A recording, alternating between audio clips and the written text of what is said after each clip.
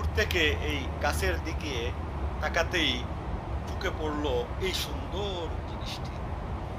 দূর থেকে মনে করলাম এটি বোধহয় মধুর ছাগ।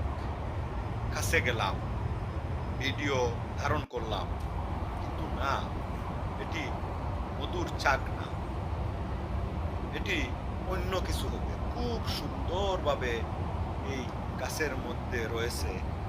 দেখুন, এত সুন্দর লাগলো, দেখলে মনে হয় খেয়ে ফেলি, এমন সুন্দরভাবে গাছের মধ্যে আছে এটি।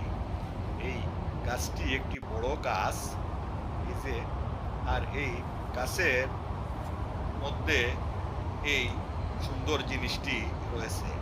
খুব সুন্দর, দৃষ্টিনন্দন, মনে হয় মিষ্টির মতো খেয়ে ফেলি।